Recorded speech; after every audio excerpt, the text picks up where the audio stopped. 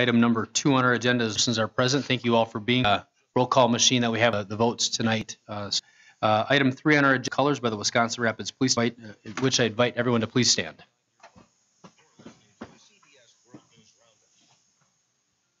There's nothing small about your business. Your passion, your hours, your reputation, it's all huge. Your partnerships, even bigger. With Dell Small Business Technology Advisors, you'll get the tech, advice, and one-on-one partnership to help your business grow. Because with reliable Dell PCs with Intel Core processors, you can focus on what matters most, getting business done. Call 877-BUY-DELL to speak with an advisor today. That's 877-BUY-DELL. It's time to join the millions of people that meet happy with Zoom video conferencing. Zoom gives you flawless video, crystal clear audio, and instant sharing across any mobile, tablet, or desktop device. But the best thing about Zoom? It just works. So ditch the distractions, join the movement, and meet happy with Zoom video conferencing. Visit zoom.us to set up your free account today. That's zoom.us. Zoom video conferencing. The search is on for a missing Wisconsin teenager. Barron County Sheriff's deputies responding Flag to 911 of the United States of America and to the republic for which it stands, one nation, under God, indivisible, with liberty and justice for all. Working this case. Sheriff Chris Fitzgerald. Someone in the community will have knowledge about a crime and may not realize it. Individuals who commit acts of violence may display changes in their behavior, and individuals around that person may observe those changes. Fitzgerald does not believe Floss left willingly. The government of Honduras has urged its citizens not to join a caravan of would-be migrants believed to be around 3,000 now headed toward the U.S. President Trump today threatened to withdraw U.S. funding and aid to Honduras if it fails to stop the caravan. Much of the group has already crossed into Guatemala, where a former Honduran lawmaker traveling with the group was detained. Time on the roundup is 7 minutes past the hour. The new CC Radio EP Pro is a classic radio from the past. It gives you the simplicity of needle and dial tuning with the feel and control of round knobs. It has one button for power and one button for a bright display light. There is a tone switch for voice clarity so you won't miss a word. Bass and treble controls are provided to tune the audio to your perfect musical pitch. The new CC Radio EP Pro pulls in FM stations better than most radios. It also has the patented twin-coil ferrite antenna, which makes AM listening sound surprisingly similar to FM. You can miss the enjoyment of great programs with a radio that doesn't have good reception. The new CC Radio EP Pro is one of the best long-range radios made, and it's easy to use. To order the CC Radio EP Pro this holiday season, call C. Crane now at 800-522-8866. Thank you. You may be seated. Now I'd like to invite the chief forward for the administration of a ceremonial oath of office for new police officer Paul Zaleski. $667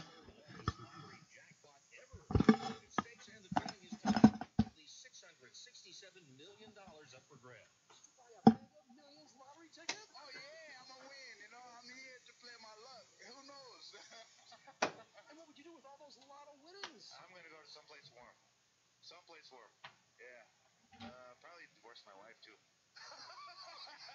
Well, okay, but can I convince you to buy a lottery ticket? Give me one of them Mega Millions. I'm about to pop that boy. Charlie Wrighton for CBS News, Detroit. There's an old saying that you should follow your nose, and according to Canadian scientists, there's some truth to that.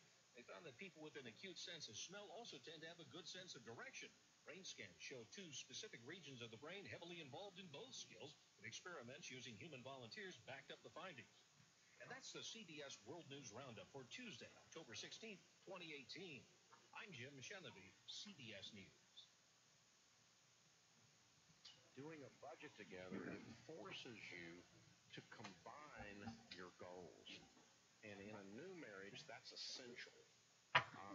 When I first got married 35 years ago, they used to tell us the hardest year of marriage was the first year. And that's the reason. You're trying to combine everything. He's used to doing whatever he wants. You're used to doing whatever you want. And now we're trying to combine everything. The budget is a really good tool, relational tool, to force you to have those conversations. So it's not just simply motivating him to do a budget. It's not simply, how do I motivate him to do that? It's really saying, gosh, if this is so important, if the two of us are in agreement on everything, this is a tool for us to do that. If you're not motivated to do that, you got real problems. Right. I guess some weeks okay, we're gonna do this, we're both in this, and then other days it's like, oh, okay, well, I'm just gonna do this, and so it's just kind of wishy-washy. Well, he needs to understand what that feels like to you. You're being very sweet, but really what you're saying is he's making a deal with you and then he's breaking his word. That's how it feels to you. Like you have a contract as far as you're concerned when we agree to do this, and then he goes off and just does whatever he wants. It's like he broke the contract. Right. It's gotten better. Raise your right hand and repeat after me. I state your name. I, Paul Zaleski, Having been duly appointed to the office of police officer have been duly appointed to the position of police officer for the city of Wisconsin Rapids, for the city of Wisconsin Rapids. swear or affirm Swear or affirm that I will support the Constitution that I will support the Constitution of the United States of the United States and the Constitution and the Constitution of the state of Wisconsin, of the state of Wisconsin, and will faithfully discharge and will faithfully discharge the duties of said office the duties of said to office the best of my ability, to the best of my ability. so help me God. So help me God. Thank you.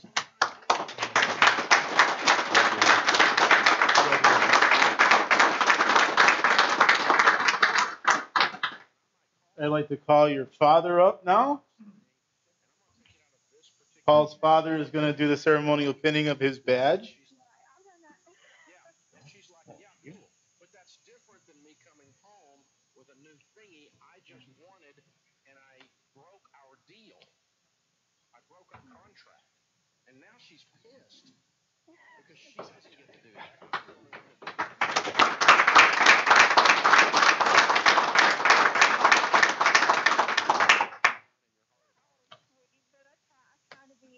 Forgiving and just pray about it. It's not about forgiving. It tells you that you guys are not communicating. All right, move on to congratulations and all the best to you. Stay safe out there. Item 6 on our agenda this evening is the explanation of the visitor speaking procedure. Individuals wishing to address the body may do so, and they may be allowed to speak on an agenda item before us this evening, in which you'll be acknowledged by a council member. You'll be invited to the podium and be allowed to speak for no longer than 5 minutes. And we also ask for the record you state your name and your address. Item number 7 on our agenda this evening is a reading of the minutes of the previous meeting. Council members, what are your wishes regarding that item? We have a motion for approval by Rayom. Is there a second? I think we should be able to hit the machine for this. So you have to hit the motion on there now.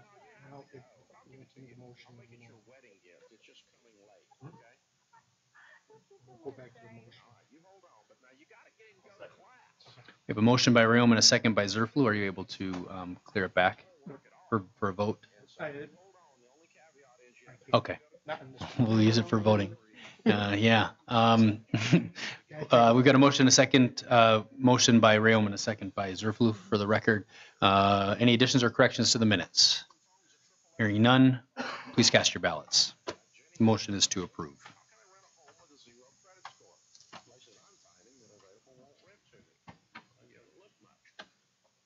Lots of corporate apartment complexes or lots of places that are managed by someone that doesn't use an actual brain, and all Are you able to advance it? you probably can't rent there. But I'm a multimillionaire and neither could I. Motion carried, 8 ayes, 0 nays. We'll move on to item number 8, which is my report. Good evening, council members, staff, and those here are watching from home. The Mayor's Youth Council is wrapping up its recruitment, and next month we'll welcome at least 5 new members to the Youth Council for the upcoming year. They'll also be selecting from community projects to pursue over the course of the 18 and 19 school year.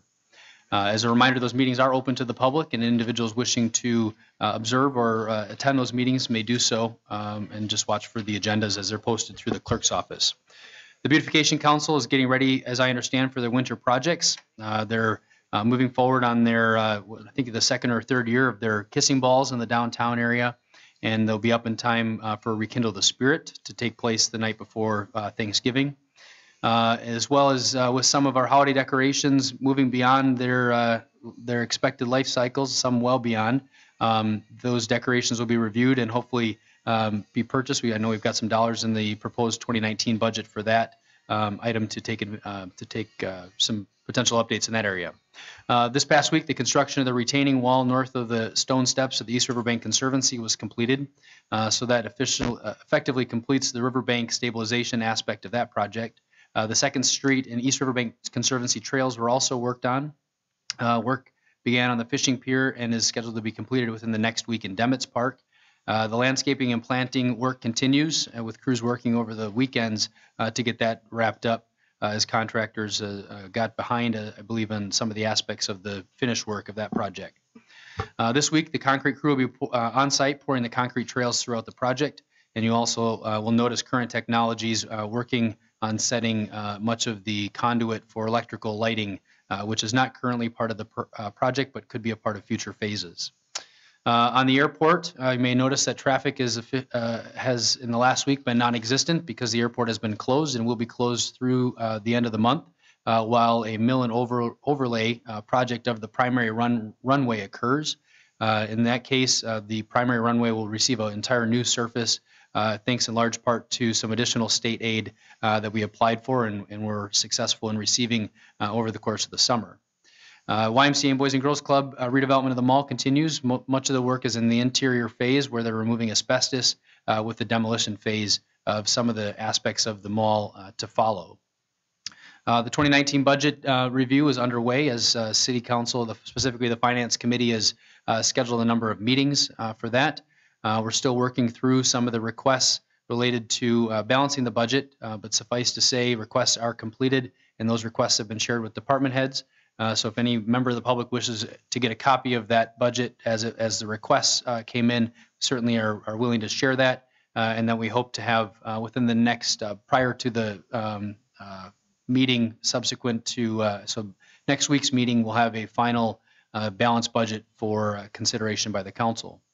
The city clerk vacancy, with the application deadline passed, HR and I are now reviewing the applications for credentials, and we'll be scheduling interviews and screening in the very near future with hopes to get an appointment to the council for their consideration, potentially at a special meeting or for sure at the November meeting.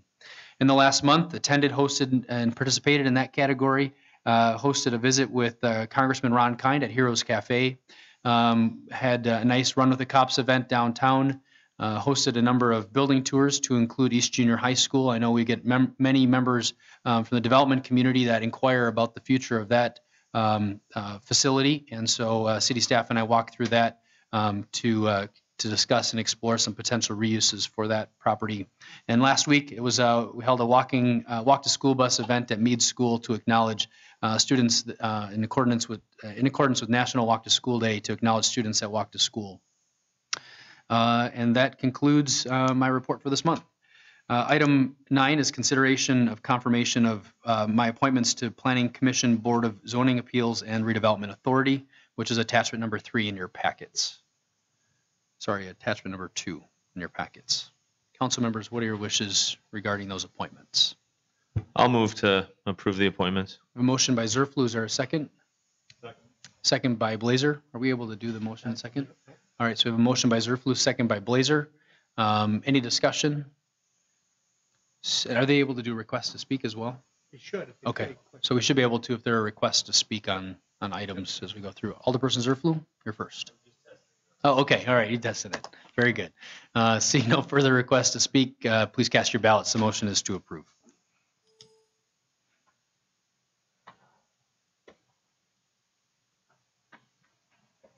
Motion carried, 8 ayes, 0 nays. We'll move on to item number 10, consideration of an ordinance revising the city's employee residency requirements for emergency personnel, and see attachment number 3. Alderpersons, what are your wishes regarding that item? Alderperson Blazer, you're first. I guess I asked the council reluctantly to hold it over until this issue has been discussed with the bargaining unit of the fire department.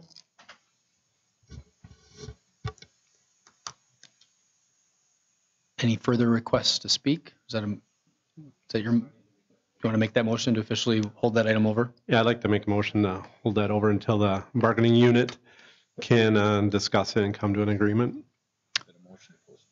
Postpone. We have a motion to postpone by Alderperson Blazer. Is there a second? I'll second. Second by Zerflu. Any further requests to speak? See no further requests to speak. Please cast your ballots.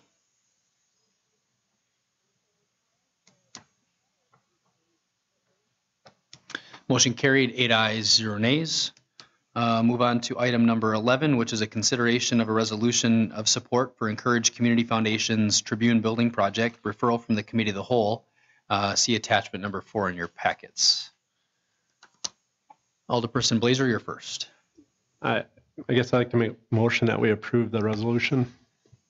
We have a motion by Blazer to second. and a second by Koth to approve as written. Is there any discussion or any requests to speak? Seeing no requests to speak, motion is to approve. Please cast your ballots.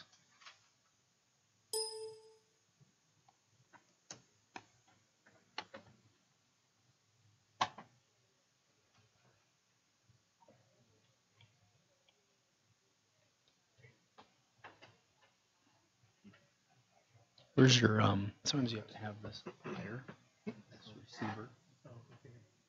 Does that make a difference? Assuming that's where it sends the signal to. Motion carried, 8 ayes, 0 nays. Item 12 is consideration of a special election in spring 2019 for the city clerk position. Any order for such an election would be made at the November council meeting, which is a referral from the Committee of the Whole. Are there requests to speak? Attorney Schill, did you have anything to say on that matter? No, other than that the statute does not allow you to actually order an election more than, I think it's 75 or 92 days before the actual election. So I guess what I think would be appropriate would be a motion to, for city staff to draft an order for the November meeting for that spring election, because we couldn't have that order before November 19th, I think, and your meeting would be November 20th, so I could have an order prepared for you to file then at that meeting if that's the intent to ask for the special election. Alderperson Blazer, you're first. Unable to repeat that exactly. I do make that motion that we have the city attorney and staff prepare an order to have a special election in spring of 2019. A motion by Blazer. Is there a second? I'll second. Second by Koth.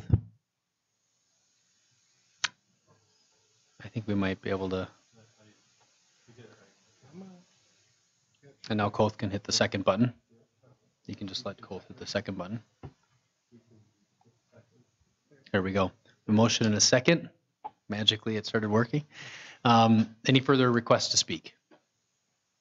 Seeing no further requests to speak, the motion is to direct city staff to prepare an ordinance to call for a special election, spring election of the city clerk position in order to have that item discussed at the next meeting, on the November meeting. Thank you.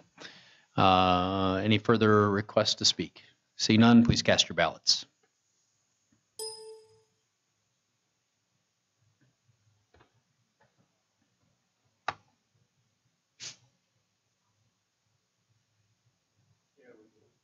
Motion carried, 8 ayes, 0 nays. We'll move on to item number 13 is a consideration for adoption, the actions of the Planning Commission at its meeting on October 1st. To my place in my packet here. Planning Commission met at 4 p.m. on October 1st in the first floor conference room here at City Hall. Members present included myself, Alderperson Thad Kubiszak, Lee Tao, and Sue Wesley. Absent was Shane Burkhart. Staff members present included Community Development Director Adam Tagan and Secretary Joe Terry. Others present included Larry Hayes, Dan Hansen, and Mike Zerflu. The meeting was called to order at 4 p.m. Item 1 is approval of the report of the September 10th Planning Commission meeting. There was a motion and a second to approve, and that motion carried unanimously. Item 2 is maps and plats received. There was a review of the Kingery Extraterritorial Certified Survey Map. There was a motion and second to approve the CSM with the condition that the map complies with the right-of-way requirement for County Road W of 100-foot consistent with the city's official right-of-way map, and that motion carried 3-1. Item 3 was a public hearing on Plan 180810 Michael Zerflu. The applicant was requesting a rezoning from the R2 Mixed Residential District to the B2 General Commercial District. The subject properties are located at 400 and 404 Daly Avenue. The public hearing was called to order. Speaking in favor was Mike Zerflu. Speaking against was nobody listed. Public hearing closed at 4:11 p.m. Item 4 is action on Plan 180810. There was a motion and a second to postpone the decision to the October 15th Planning Commission meeting at 4 p.m., and that motion carried unanimously. Item 5 was Plan 180829 Wood Trust Bank. The applicant is requesting a site plan and architectural review for the update of a banking facility located at 2651 8th Street South. There was a motion and a second to approve the plan and architectural review subject to the following conditions. The exterior materials and the design of the renovation of the building shall be constructed in substantial conformance with the proposed exterior elevation plans prepared by the Redmond Company on 9/17 of 18. And the number 2, the landscape plan prepared by In-State Landscape Design dated 9/14/2018 shall be revised to include a minimum of 69 landscape points in the landscape island adjacent to 8th Street while maintaining adequate vision sight distance.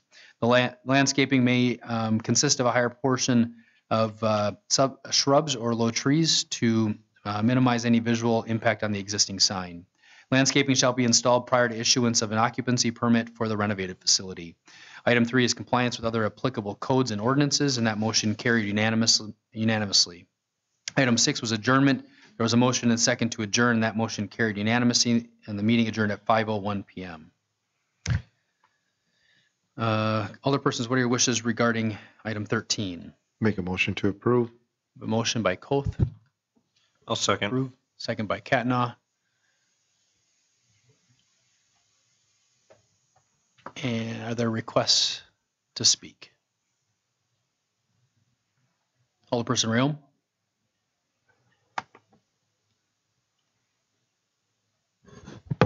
Thank you, Your Honor. Did this, I was trying to look quick here on the computer and that. Did this, is this for the rezoning? Yes, the item actually was postponed to the item 14, the next meeting. So Oh, the come up action that. on that. Okay. Yep. So we just have the first. That's why the date was what it said. Yep. Other requests to speak? Seeing none, motion is to approve. Please cast your ballots.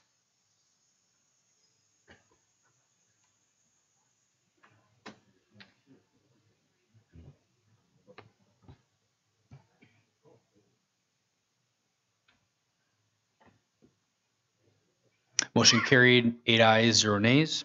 Item 14 is consider for adoption the actions of the Planning Commission at its meeting on October 15th. Thank you. Planning Commission met at 4 p.m. on October 15th in the first floor conference room here at City Hall. Members present included myself, Alderperson Thad Kubischak, Lee Tao, and Sue Wesley. Absent was Shane Burkhart. Staff members present and those in the audience are on file in the clerk's office. The meeting was called to order at 4 p.m. Item 1 is approval of the report from the October 1st, 2018 Planning Commission meeting. There was a motion by Wesley, second by Tao, to approve the minutes, and that motion carried unanimously. Item 2, maps and plats received. There were no other maps or plats received. Item 3, action on Plan 180810 Michael Zerflu, requesting a rezoning from the R2 Mixed Residential District to the B2 General Commercial District. The subject properties are located at 400 and 404 Daly Avenue. There was a motion and a second to approve the rezoning of one parcel, which is 400 Daly Avenue, from R2 to B2, conditionally upon permitting a sign with a maximum height of 17 feet, maximum face size of 96 square feet, and consistent with the design proposed, which is attached on the reverse, with all other freestanding and building signs removed. Motion carried 3-1 with Wesley voting in the negative. Item 4 is adjournment. There was a motion and a second to adjourn, and that motion carried. The meeting adjourned at 5:04 p.m. Alderpersons, what are your wishes regarding that item? Make a motion to approve. Have a motion by Koth to approve. And a second by Kubischak. Second by Blazer. Move into discussion. Alderperson, we request to hold item 3 out. That leaves the balance of the report. Are there any requests to speak on the balance of the report? Alderperson Koth? I see Mr. Zerflu's in the crowd. I just wanted to see if you wanted to address the council on this. With 3 being held out, we'll go into that after the action that is being taken on the balance of the report. Alderperson Rayom had the request to hold item 3 out. Any further requests to speak on the balance of the report with the exception of item number 3? Seeing none, please cast your ballots. Motion is to approve.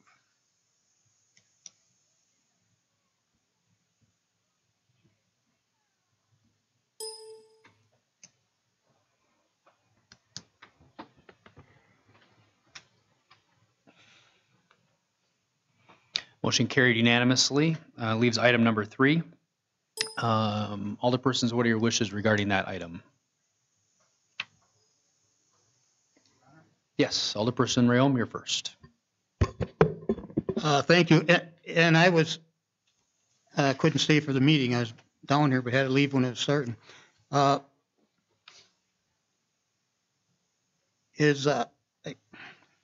guess I'm looking at what the recommendation from the staff was, if I'm reading it right, was to go to a B3 district versus the B2, which is much more comprehensive or whatever, and can do a lot more with it. Correct, Adam? Correct. The request from the applicant was to rezone it to B2. My recommendation was to approve a rezoning, but to the B3 district, which is a more restrictive zoning.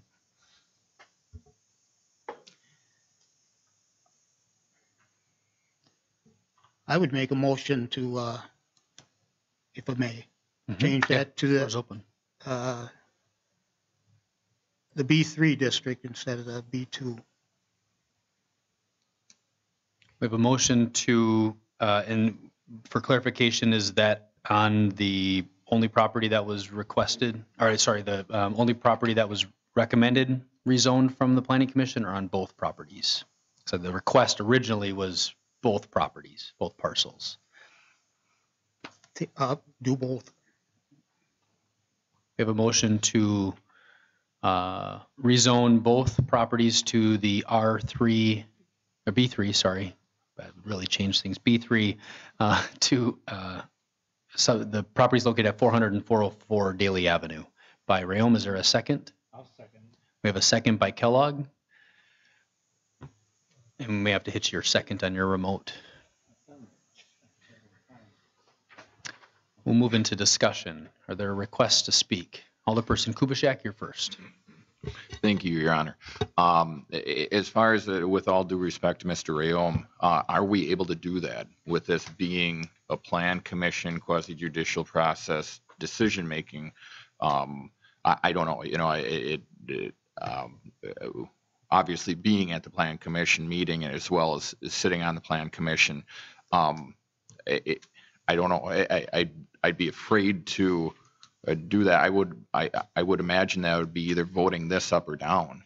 I guess that's my concern. Attorney Schill, do you want to clarify the question? Right. The Plan Commission recommendation, Plan Commission action is just a recommendation to the council, and you can actually approve a more restrictive zone without having another public hearing, without and basically as it is on the agenda. If you were going the other way, then something more expansive, then we would have to go back and have a public hearing and renotice. But you can go to a more restrictive just based on the agenda item as it is. Alderperson Blazer, you're next. Excuse me. I guess my question is, the reason for the rezoning by Mr. Zerflu is for adequate signage. Does this zoning allow you to cover the signage that you need? Or? Yeah, I think Mike, we could have you come. I'm just curious because that's the whole reason for the rezoning and just looked like it was for signage. I wanted to make sure that at least under this zoning that it satisfies the needs. And just make sure, Mike, that the microphone is on. You know the order, but maybe just make sure the green light. Is it on now? It is, yeah. Okay. B3 would not work for what I'm looking to do, so I don't want to change the zoning if it's going to be B3. The zoning with B2 and at the Planning Commission, the first meeting, they asked for me to redraw the sign, get the sign more of a monument style sign, which I did. I want it to be 20 feet high. In the B, correct me if I'm wrong, Adam, in the B3 zoning, the sign could actually be 20 feet high, a maximum of 20 feet high. In the B2, it can be a maximum of 35 feet high. What I've agreed to do in the Planning Commission was to make the maximum height 17 feet and the maximum square foot 96 feet. We currently have 10 tenants in the building, and that's what the space would allow for each tenant. I actually measured up, there's 3 monument signs there now, and the square footage of the 3 monument signs that exist today are 82 square feet. So we're looking at 14 square feet bigger, which is it's like a 4 by 3.5 if I'm doing the math right in my head. And we're going to remove all those existing monument signs, clean that, so it'll be one sign that I think will look very professional.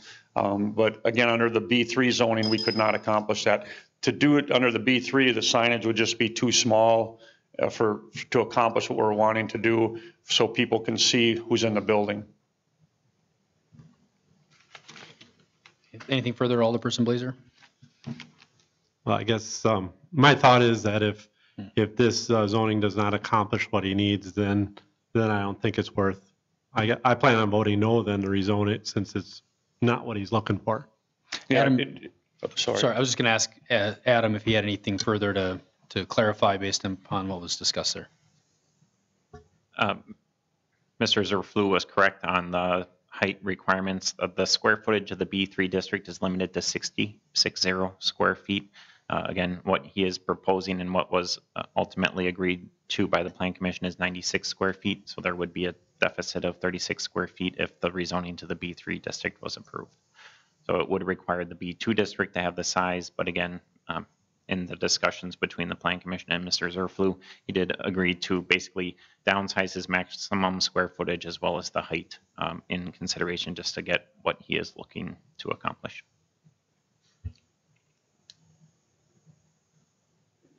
So B3 would be okay by you then? B3? Yeah. No, it would not. It would not accomplish it. So I don't want to change the current zoning unless I can get this. Unless apparently they can't grant me. Correct me if I'm wrong again, Adam. They can't allow it to be B3 and to be this size sign. It has to be B2 to be this size sign, and that's the only reason for it. Okay. Just to bring the council up too, when I made the offer to purchase this building, I know what the word assume means, that this was zoned commercial. And when I called Adam to find out about getting a sign permit, I told him what I want to do. He said, well, this is zoned R2 with a conditional use permit. And then we discussed what the parameters were, and that's why I requested B2. B3 will not accomplish what I want. And that's the sole purpose of this, is to get a professional looking sign that'll look good, much better than the 3 signs that are there now. I think it's an attractive looking building. And with the commission, they wanted, which we took off 404, so it would just be for the property at 400 Daly Avenue is all the rezoning would be. I've got to figure out the speaker. I believe Alderperson Colt is next. Thank you, Your Honor. Mr. Zerflu, I just want to run this by you, and correct me if I'm wrong, but so I don't have a problem going with the B2 because to me, it sounds like you're looking at cleaning up this property, taking 3 signs, making it the 1. And as I follow this conversation, just for the sake of the colleagues up here, what you have under B3 is you have a sign that cannot exceed 60 square feet, but right now, as it stands, you have 82 square feet in signage, and all you're asking for is to go to 1 sign, and you're agreeable to make it 90 square feet. So you're adding 8 square feet and cleaning up signage. I think it's a great idea. Yeah, I think actually it's 96 square feet is what the current sign request would be. So it'd be 14 square feet bigger. But the other thing is, if it was zoned B3, it could be 20 feet high. But with the restriction, which I'm fine with, I wanted it to be 20 feet high, but we agreed to a compromise of 17 square feet, or excuse me, 17 foot in the height. So I tried to compromise. I think it's a nice looking design. I don't know if the council's all seen it, and I think it will look attractive on the building. The building looks nice, and I plan on keeping it even better than it is now. Thank you. It's hard for me to tell. Is there anyone that else wishes to speak? I believe we've got the speaking order addressed. We have a motion on the floor with a second. Are there any other requests to speak? Sure, Alderperson Kubitschek. Thank you, Your Honor. I guess just for clarification in terms of what we did as far as the Plan Commission is concerned, again, 3 weeks ago, 2 weeks ago, whenever the previous Plan Commission meeting was, we held this over. We postponed it until we got more information from the applicant. And then last night we met, and I don't know if the right term is negotiated, but we came to a reasonable conclusion, and I think that I was one of the more outliers in terms of what the sign was going to look like, because the original proposal was going to be, in my words, was like a billboard that you'd see on the interstate. And I think that we were able to really scale that back and I agree on a sign that's going to look more favorable. We can, Adam had provided other signs up and down the corridor in the area, and that's where it came to. So it's challenging because I do want to weigh, especially being on a plan commission with it being quasi-judicial. It's more of a hearing where we're so to speak, justice is looking at weighing the options of what's going to benefit the community versus what's going to benefit the applicant. And I think that we came to a pretty strong conclusion that it's going to work out. And with that,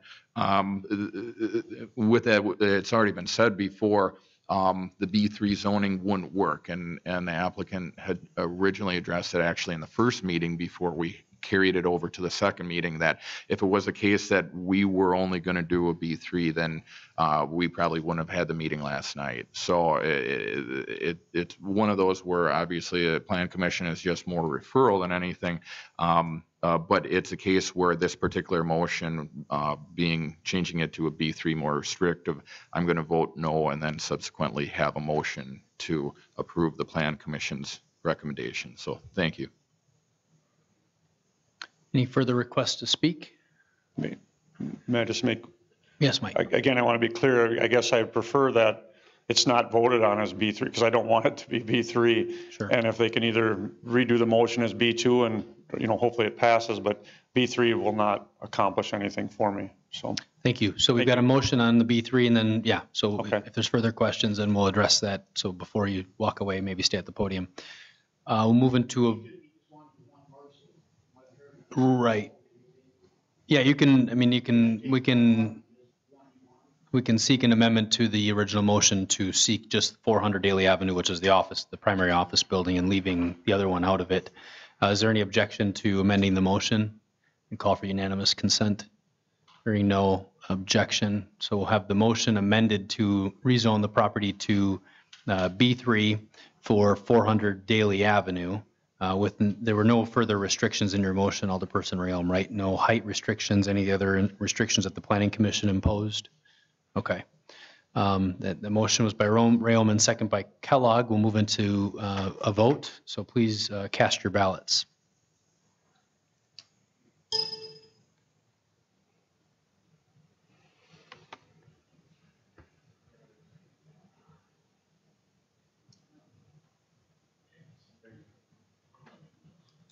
Motion fails, 3-5. Floor is open for a motion at this time. We have a motion by Kubitschek. Yeah, I'll make a motion to accept the plan commission's recommendation. Or actually, is it make a motion to accept number 3? Is that where we're at? Of the plan commission, yep. I'll second. We have a motion by Kubitschek to accept. Is there a second by Koth? Kubitschek. And a second by Koth. And if you could hit your button on the seconds here. Thank you. Move into discussion. Are there any further requests to speak on the item? Seeing no further requests to speak, please cast. The motion is to approve based upon the Planning Commission recommendation to the council.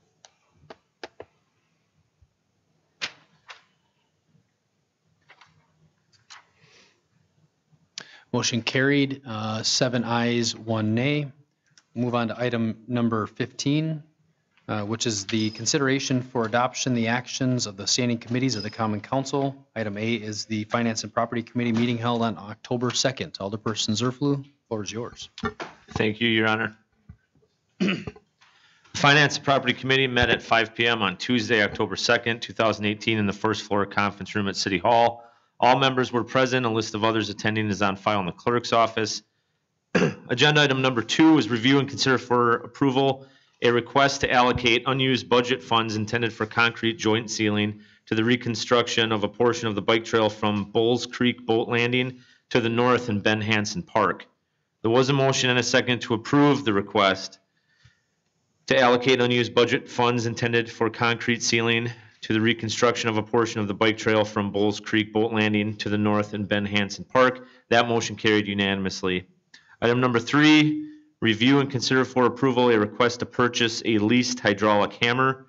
There was a motion and a second to approve the purchase of the hydraulic hammer from Arian Equipment for $56,619.42. That motion carried unanimously. Item number 4 was review and consider for approval a request to purchase 2 single-pass automated refuse trucks.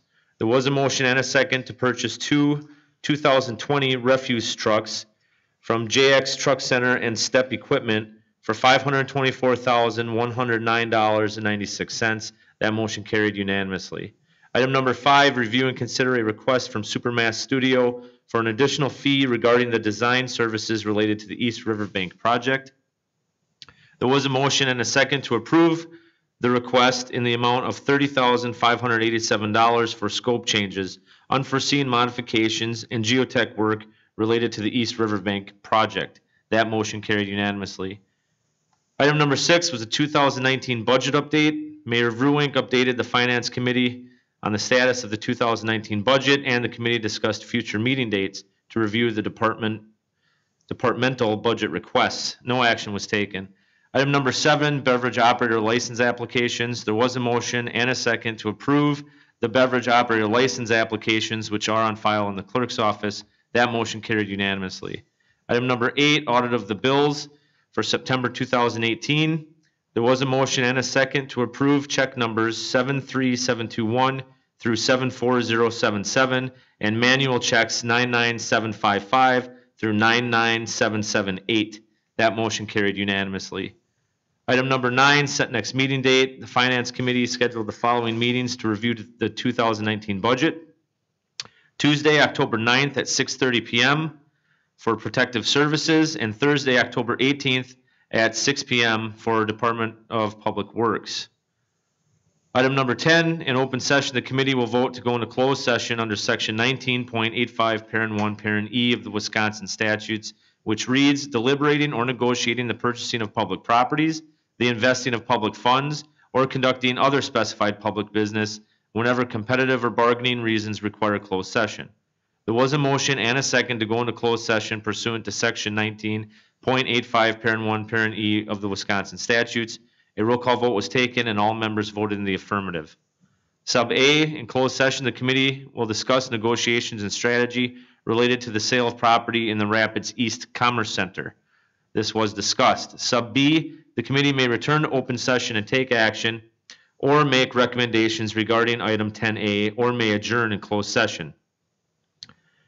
Item number 11 was adjournment. In closed session, there was a motion and a second to adjourn. That motion carried unanimously, and the meeting adjourned at 6:22 p.m. And I will make a motion to approve the report. We have a motion by Zerflu to approve. Second. And a second by Katna. I would ask if we could hold out 5. And we'll get the second up here. We got a request to hold out number 5. Jay, can you hit your second button on your remote? That leaves the balance of the report. Are we casting unanimous consent for pulling those items out? Okay, I'm just going to go back to the way we agreed to work on that. And just to be clear, there's a request to hold out item number 5. Is there any objection? I'll call for unanimous consent to pulling out number 5. Is there any objection to withholding item 5? Okay, so that leaves the balance of the report. There's a motion on the floor. Move into discussion. Are there any requests to speak? Seeing no requests to speak, motion is to approve. Please cast your ballots.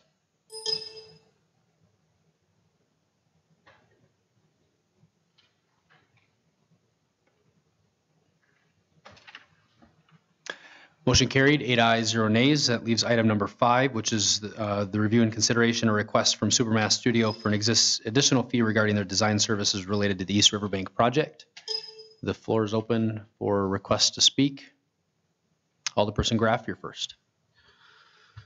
Yeah, I just want to let everybody know the reason I wanted to hold this out and have a little discussion about it is that this project was let by past council, and when it was let, the contractor picked up the proposed project. So after sitting down for a couple weeks here and deliberating on whether or not we should approve this, I have an issue with the fact that this wasn't brought back to council for approval. The decisions were made outside of the approval's ability to approve these decisions, so we were spending money without our council knowing about it, and then after the fact and the project gets over, and then it's, oh, by the way, we still owe money for the design phase because of the DNR came back at the DNR's requests were different than what was originally let out. I just wanted to have some discussion about it. I have a hard time if we as a group make decisions moving forward with our budget and then we come back and ask for services rendered prior to the project, the start of the project, and it didn't go through the proper channels, which was the finance committee. That's the reason I held this out, and I'm open to discussion. Are there other requests to speak? Alderperson Kubaschak. Thank you, Your Honor. I was not at this meeting, but yeah, that's actually a good question, is who authorized these funds to be spent? What is it, $30,000 there? And who is that for, MSA, or is that for Supermass? I thought we were done with Supermass. The request actually came via Supermass from MSA because Supermass had teamed up with MSA on the design documents.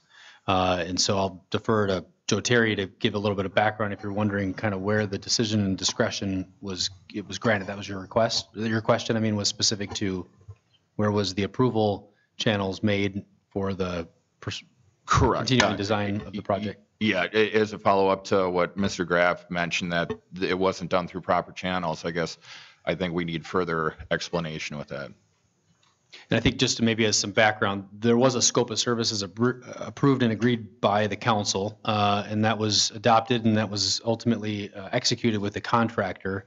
And as far as the context that I can provide anyway on that is, and Joe can fill in the gaps, essentially when the DNR was moving through its review of permits, they asked for a number of stormwater iterations where they reworked. Actually, there was a couple of areas of work, and probably you should pull that out and so we can focus our area of discussion. But much of the work, and actually was debated by city staff and I, that they went beyond the scope of services. And therefore, we didn't believe that we were obligated to pay anything additional to the firm for the work. And so therefore, we sat on it because we didn't believe that there was any additional compensation that was appropriate to the firm. They were very persistent. They came back with further information to clarify their request to the city, and we pushed back and said, tell us exactly where that additional work was done and who asked for the work. Was it the DNR? Was it a third party in the community that said they weren't supporting features and therefore were directing the contractor to do the work?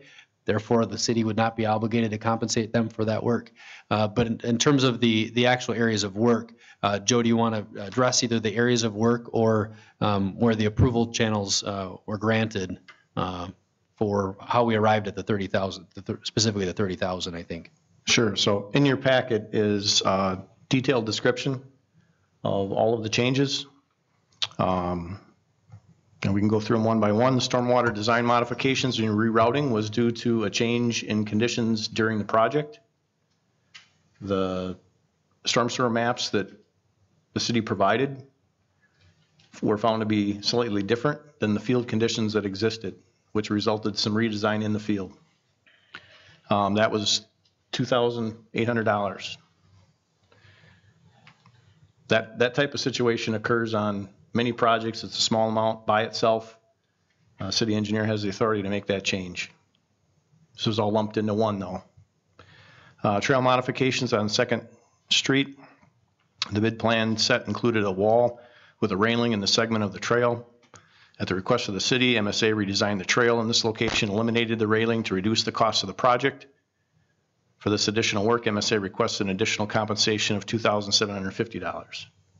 I don't have the amount of the decrease handy, but it was substantial. The change order generated, you're talking about the savings in the project? Right. So in that area, it was about 38,000 because we didn't put in the $38,000 of decreased cost to the project by eliminating the railing and doing some redesign so that the trail remains safe. The fishing jetties, during the design, there was continual interest to maintain the fishing jetties and maintain their character as close as possible to the original scope of the project. Additional work was required to maintain the concept, which included trail alignment revisions, design, grading revisions, and some river modeling revisions. Since if removed from the beginning, the alignment modeling would have been much easier to complete. The DNR had concerns with the original scope, including them, and ultimately they needed to be eliminated to receive the permits to replace the bank stabilization. The project would have come to a stop, and that additional work for all of the stormwater modeling, the river modeling, and to change the plans was $10,100. Additional survey work. MSA provided additional survey work for 3 days plus base mapping on the project to supplement the survey work that was provided by the city. For that additional survey work, they requested a compensation of $3,000. Lighting modifications, due to the bid price on the project, the city staff felt that the lighting was going to put the project over the budget amount, so the lighting was removed. The city requested modifications to the lighting at Demons Park due to the number of bollards required and potential for flooding. Bollards were changed to PEDs to decrease the amount of required fixtures. Design layouts needed to be revised, and additional work was necessary for the specifications and design layout. For that work, compensation request was $3,500. The trail relocation at the lift station. The proposed trail in Demons Park was originally proposed to traverse on the south side of the lift station, which required a 70 to 100 foot long retaining or cutout wall under the Riverview Expressway. However, due to issues with grades, the trail needed to be relocated along the riverfront, and the wall was extended almost 3 times its original length, which required additional trail design and permitting revisions. For that, they requested additional compensation of $3,750. So that describes the changes. With the exception of the fishing jetties, any one of those, if they were submitted as individual change orders, by policy could have been approved by the city engineer. And the net result was that the project costs were less than what was bid. The project still is expected to come in under budget, and the only issue was the fishing jetties, and that was a permitting issue with the DNR. So if you have any other questions, I can certainly try to answer them. I'll just add 2 additional points. One, there was no contingency approved with the project, which is out of form, and I think we all agree that we shouldn't approve public works construction projects without a contingency. I don't care. I'm sensitive to the fact that we may want to approve those things, and that's fine, but we should at least have some sort of, it's out of form for the council or for the city to budget projects without, or approve a project without any contingency amount. The total $30,000 expense on this project was less than 2% of the overall project cost, and a contingency would be north of 5%, probably along the lines of 10%. And I think because of the way the bids came in and what we had originally estimated, we absorbed the contingency amount in the original project. So I'll add that comment, and I'll just say, reiterate my comments from the finance committee. We as city, myself and city staff, did not support, nor do we believe that this request was appropriate from the get-go. We agreed to advance it based upon the additional information. And ultimately, you have to decide what you think is appropriate for the compensate for the work. We told them that we needed more information. We couldn't even advance $104,000, which was originally the request, without any further detail.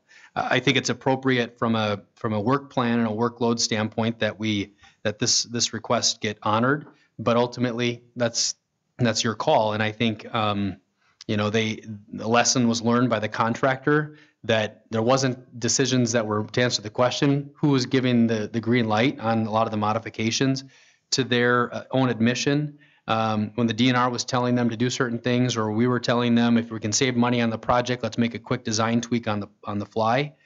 There wasn't any conversation to stop and have a conversation about the costs that would be incurred as a result.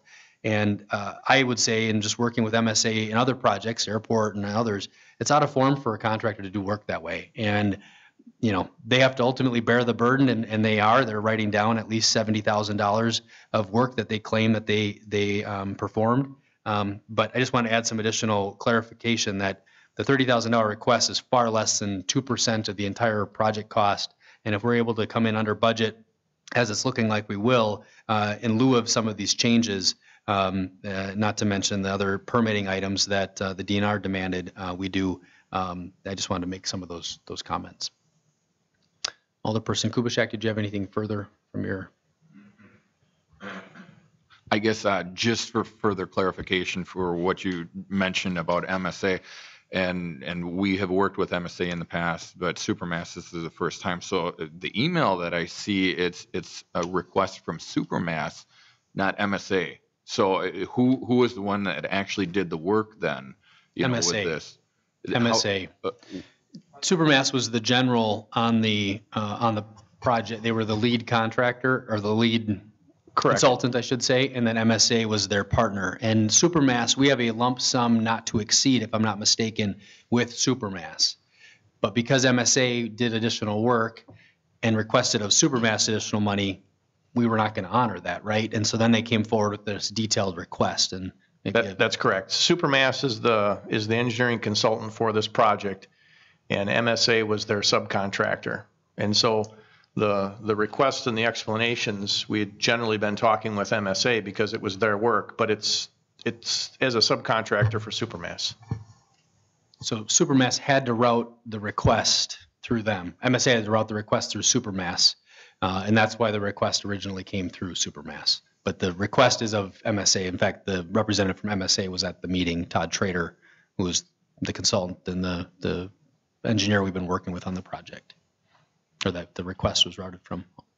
Alderperson Graff, you're next. I guess my question is still, if we started a project, did the DNR come back with the proposed changes prior to the start of the contract, or the start of the contract and to the start of the project? As Joe alluded to, is that this would have accrued stopping work. But the last I remembered is that this was actually submitted in January or February of this last year prior to the start of the construction process, which is why my concern is that this construction changes in design should have went through the finance committee for them to approve the additional spending. So the fishing jetty portion was part of the permit, the DNR permit, which had been delayed on this project. The DNR has a legislated deadline for which they're supposed to either approve or deny permits.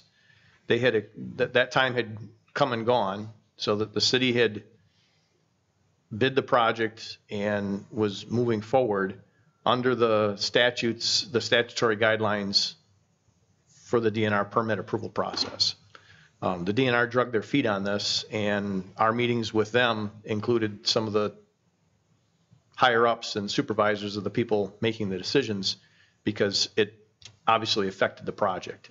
The project was let and was intended to commence based on the legislative rules that are in place for the DNR. They didn't play by their own rules, and in the process of meeting with their staff and discussing the issue, I think all of the staff that was in the room at the time had come to the conclusion that it would probably be in the city's best interest to play nice with the DNR, simply remove the jetties. If it's something that the city's highly interested in, we can address it as a standalone project sometime in the future. And so that's kind of the background information for why those decisions were made. Well, and to address the question of why this never made it to the committee or to the council, we frankly didn't support their request. And I think we believed that our contract, in a review of our contract, that our backing was addressed in administration of the contract. And then as you see the order of events and the narrative at the top of that list, when they came back and clarified their request, ultimately we felt that we would bring this forward. Now, it was months after the work had been done, months after the DNR permits were let, and months after the project had gotten started. So I think in a perfect world, of course, this would have gone through the committee process. And it did go through the committee process, but unfortunately it was well after the project got underway. And if you're looking for blame, I'll take the blame of why we didn't call a committee to discuss either in closed session or open session the debate that we had with the council or with the contractor on this, and the council made council aware of it. But at this point in time, again, you do what you want with the request for additional compensation. Certainly can say no. Won't be any skin off our back. We just felt this was what was a reasonable request of the contractor for the work that was done.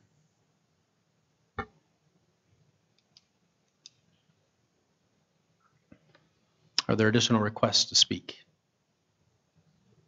Alderperson Cove. I'll call the question, recognizing that all motions are supposed to be made in the affirmative or positive light. I will make a motion to approve item number 5 of the Property Finance Committee. Just calling the question so we can take a vote on it. Sure. We have a motion to approve item number 5. Is there a second? Should be able to get the remote to recognize it. We've got a second by Catnaugh. Any further discussion? Any further requests to speak? Seeing none, please cast your ballots. The motion is to approve.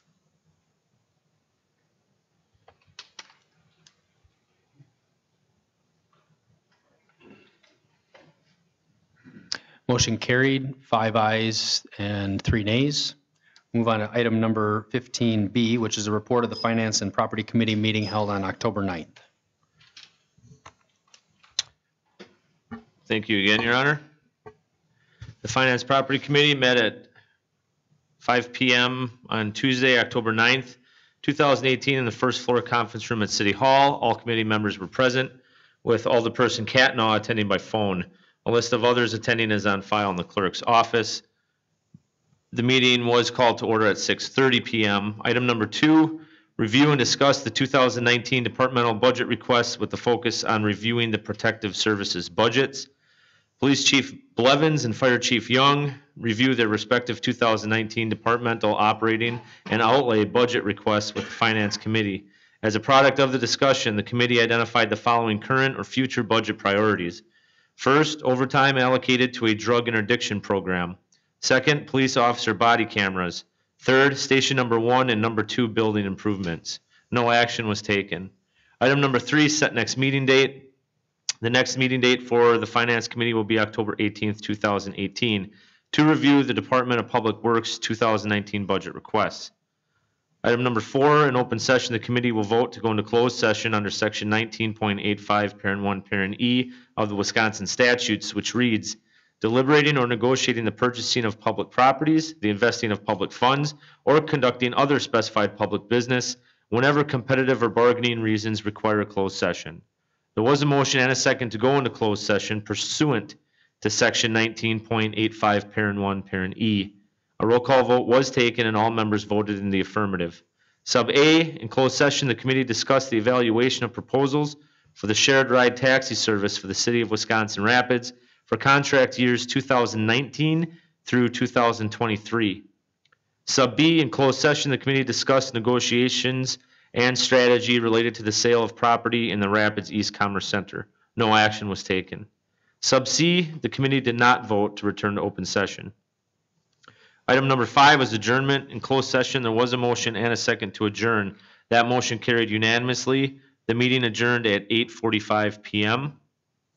And I will make a motion to approve the report with the following corrections: that the committee met at 6:30 p.m.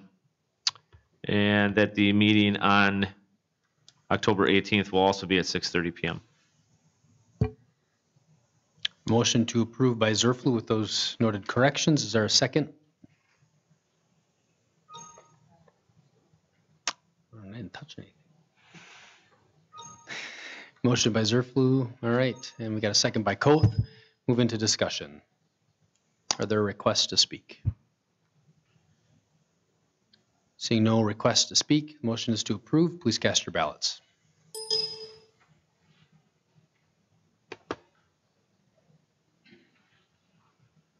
Motion carried, 8 ayes, 0 nays. Item 15C is a report of the Public Works Committee meeting held on October 2nd. Alderperson Rayom. Thank you, Your Honor. And there's a short second one too, but I'll do one at a time. The Public Works Committee met at 6:30 PM on Tuesday, October 2nd, 2018, in the first floor conference room at City Hall. The meeting was publicly noticed to start at 6 PM, but was delayed by an ongoing Finance and Property Committee meeting. All members were present. Also attending were staff members Joe Terry, Paul Vollett, and Alderperson Jake Catnaw and Shane Blazer. Item 1, to review the DPW report. The report was reviewed and it's available online, www.wirapids.org. Item 2, request from the property owner at 511 Maple Street to remove sidewalk on Elm Street since it is in poor condition and is not connected to any other sidewalk. It was moved and seconded to allow the sidewalk at 511 Maple, identified by the city as defective, to be removed with costs associated with removal assessed to the property owner. Motion carried.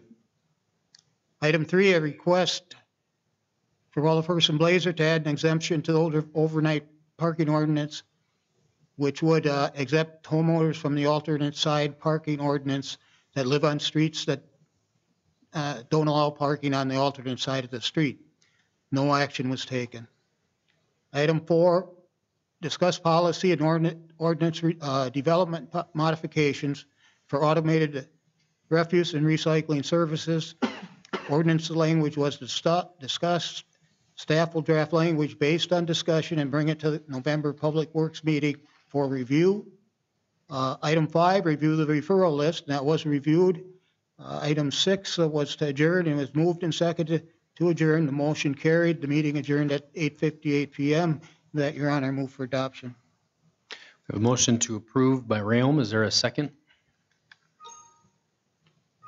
Second by Zerflu. Move into discussion. Are there any requests to speak? Seeing no requests to speak, please cast your ballots.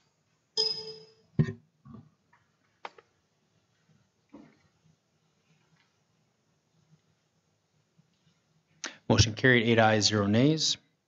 Move on to item D, report of the Public Works Committee meeting on October 16th. Thank you again, Your Honor. Public Works Committee met at 5:30 PM on Tuesday. Well, actually, we were late. I think it was 5:55 or something.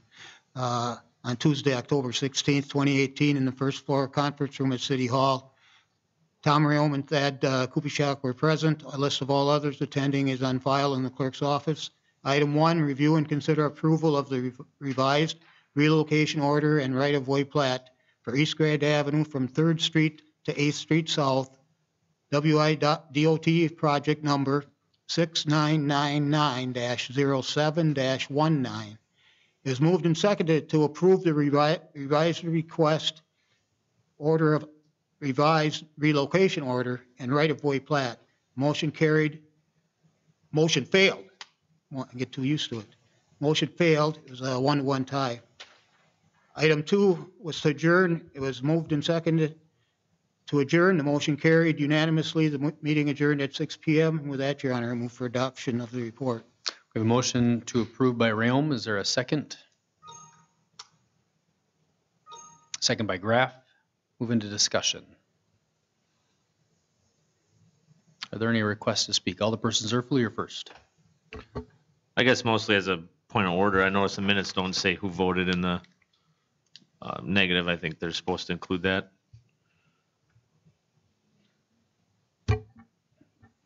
Can have the minutes reflect. Alderperson Rayom, you were there. I What was voted in the, the positive side. Rayom was in the affirmative and Kubaschak was the other one there, was in the negative?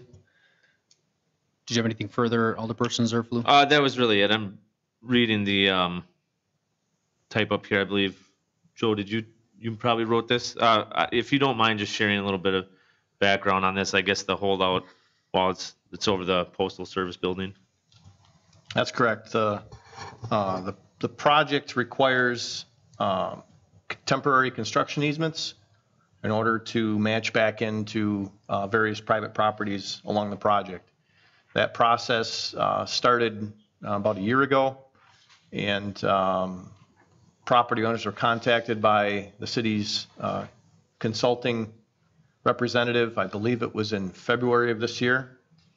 The post office has been non-responsive in the temporary limited easements, and we're running out of time in an effort to negotiate with the post office.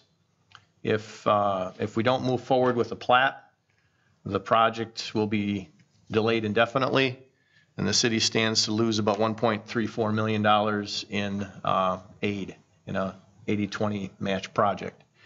And so without time to continue to negotiate with the post office, we reviewed the design of the project with our consulting engineer and came to the conclusion that the project could be moved forward without intervening on post office property and matching back up exactly at the same location as it is now. It would result in some saw cutting of some concrete and not an ideal match as far as how the sidewalk panels may look, but it would be an appropriately designed project and would function just fine.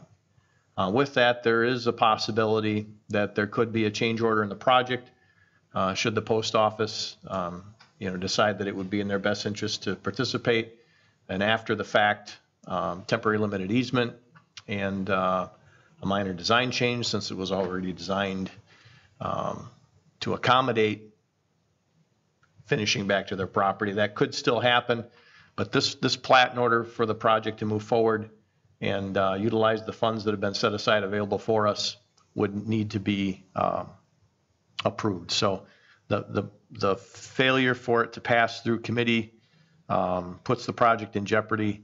And so if there's additional consideration to approve the plat, I would encourage the city to do so and take advantage of the 3 years worth of work by staff and consulting engineers, and then the work by the city prior to that in obtaining the grant.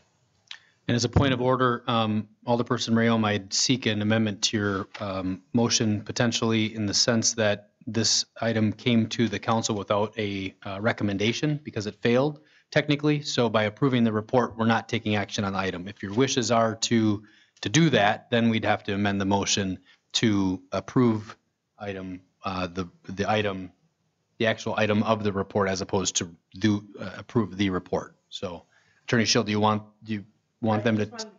Wanted to be clear on if people understood what they were voting on. A 1-1 tie, that could be considered that it's being referred with no recommendation versus basically a motion failing, especially when you only have 2 people there. So I just want to be clear on what you wanted your motion to be, if it was to not have it approved or to have it Can I hold this out? And that's the only. I think that's the only item. Yeah. All right, just call for unanimous consent if you wanted to amend it. If your wishes were to approve that item, not just approve the report. Would everybody approve to go along and have a vote on approving the revised relocation order and right-of-way plat?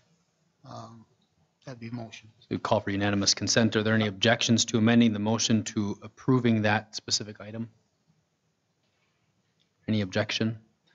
All right, so the motion will be amended then to seek approval of that particular item, not just the report or the recommendation of which was no recommendation from the report. Other discussion? Any requests to speak? See no requests to speak. Please cast your ballots.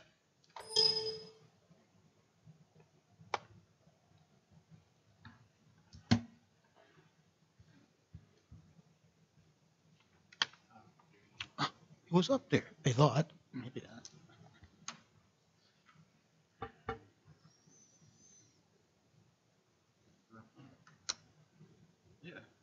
Motion carried, 7 ayes, 1 nay.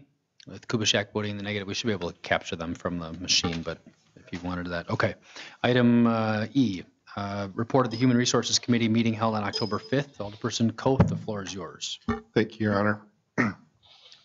Human Resources Committee met at 7 a.m. on Friday, October 5th in the first floor conference room at City Hall. All members were present. A list of others attending is on file with the clerk's office. Meeting was called to order at 7:03 a.m. Item 2 was to review and consider approval of an increase for wastewater on-call pay. This agenda item was held out at the September council meeting. Joe Terry provided further clarification for this request. The request is to increase on-call pay from $20 per day to $30 per day. It was reiterated that operators will continue to be paid for all hours worked. For example, if an operator needs to respond to an alert and works for 10 minutes, the operator will be paid for 15 minutes of work, which is the smallest increment of time in the city's payroll system. Chairperson Coth made a motion to approve this request as presented. The item was seconded by Alderperson Zerflu. Motion carried. Discussion around the health and dental claims experience and benefits philosophy. Dental contribution rates will not change for January 1st, 2019. Health insurance contribution rates will default to 10% for 2019. Previously, the wellness plan was modified, eliminating the 5% incentive. No action requested. There was brief discussion. Dawn Urban indicated that the city is not increasing dental rates for January 1st, 2019, even though dental claims continue to exceed dental premiums, since health insurance contributions rates will increase for January 1st, 2019.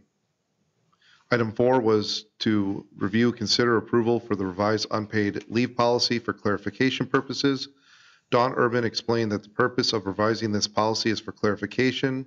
This policy addresses unpaid leave that is not related to FMLA or serious health condition. There were a few minor changes and the criteria was added in effort to apply this policy fairly and consistently. A motion was made by Chairperson Coth to accept the revised policy as presented. Alderperson Zerflu seconded the motion. Motion carried. Item number 5 was to set the next meeting date. The next HR committee meeting date has been scheduled for 1 p.m. on November 9th in the first floor conference room of City Hall. Item number 6, the committee may vote to go into closed session pursuant to section 19.85, para 1, para C of the Wisconsin statutes, which reads, considering employment, promotion, compensation, or performance evaluation data of any public employee over which the governmental body has jurisdiction or exercises responsibility. A motion to go into closed session was made by Chairperson Coth, seconded by Alderperson Kellogg. Roll call vote was taken. All members voted in the affirmative. Motion carried. In closed session, the committee reviewed the person from Alderperson Lee Graff. Item 7, a motion was made by Chairperson Coth and seconded by Alderperson Kellogg to return to open session. Motion carried. In open session, the committee discussed that the deputy clerk reports to the mayor and that the HR director and the mayor have met with the deputy clerk multiple times to make sure that no duties are missed.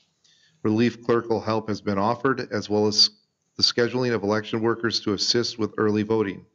The deputy clerk is confident that all duties are being taken care of. The committee also discussed the request for additional compensation for the deputy clerk.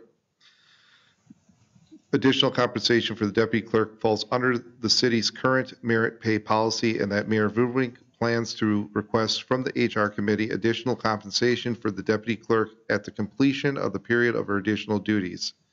Motion made by Chairperson Coth, seconded by Alderperson Kellogg to defer merit pay policy. To defer the merit pay policy on this matter. The committee will consider compensation pursuant to the city once her duties are complete and the mayor makes a request. Motion carried. A referral to the HR committee was then made to review the current merit pay policy. Alderperson Zerflu made a motion to adjourn. This motion was seconded by Chairperson Coth. The motion carried and the meeting adjourned at 8:35 a.m. With that, I move for adoption of the report, holding out item number 2. We have a motion to approve the report with the exception of item number 2 by Koth and a second by Kellogg. Move into discussion. Alderperson Graff is first. Thank you. I just would like to hold out 4 in addition to 2. We have a request to hold out item number 4. I'll call for unanimous consent. Is there any objection to holding out item number 4? No objection. We'll leave, so that leaves the balance of the report with the exceptions of items 2 and 4. Alderperson Rayom, you're next. Same thing. Okay. Did you want, okay, so we'll save that for the next item. All right. Are there any requests to speak? Seeing no requests to speak, please cast your ballots. The motion is to approve with the exception of items 2 and 4. Motion carried, 8 ayes, 0 nays. Alderpersons, what are your wishes regarding items 2 and 4? Your Honor, I would like to make an item to return, or make a motion to return item number 2 to the HR committee. We are going to ask wastewater superintendent Ryan Giefer to put out a more thorough policy on what the expectations are going to be regarding this item. We have a motion to refer item number 2 back to the Human Resources Committee. Is there a second? Second by Kellogg. Move into discussion. Are there any requests to speak? See no requests to speak. Alderperson Blazer, you're first. I have a question. And it maybe Joe can answer it. The $30, and I think you previously answered it, is addressing the on-call pay only. And that's the only thing we're dealing with here. It has nothing to do with how they're being paid. And it's not going to, if it would be approved tonight, it's not going to change anything other than increasing the on-call pay. But procedurally, how they're getting called, whether it be call time or overtime or anything, that's a whole nother matter than the on-call pay, correct? Yes, and that's been lost in a lot of translation. The request of the wastewater superintendent was to seek additional compensation for wastewater operators from $20 to $30. Period. End of story, end of discussion, nothing further. And I think the confusion is coming in is the call time, not call on-call pay. And I think the concerns that, frankly, that we've heard from people, and also through my own confusion, which prompted some information, but I think we're talking about 2 totally different issues. And I think the longer we hold this out, technically it's less money that people are making for on-call pay. Where I wish we could deal with this and then, because it's not going to change anything other than the amount of money that's going to be paid out for the on-call pay. And addressing the call time issue is a whole separate issue. Amen. That's my thoughts. Alderperson Koth, you're next. Thank you, Your Honor. Well, the reason I'm holding this out is because I've been contacted by some folks from the Wastewater Treatment Commission, and apparently they had some discussion with some other alder people as to what this entails.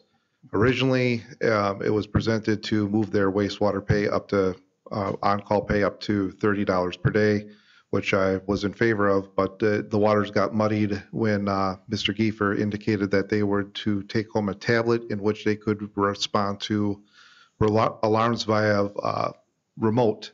So if they're at home, they could reset the alarm without having to go in.